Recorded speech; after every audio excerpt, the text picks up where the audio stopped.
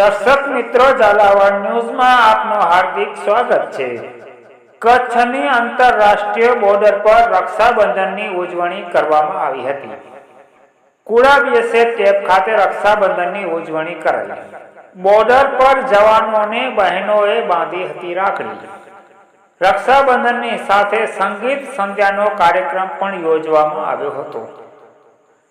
સશસ્ત્ર સરહદ રક્ષાબંધન કાર્યક્રમમાં सांसद विनोद भाई Chavda, BSF 84 battalion commander Anil Kumar Yadav, जिला पंचायत प्रमुख जनक सिंह जाडेजा सहित उपस्थित रहा था।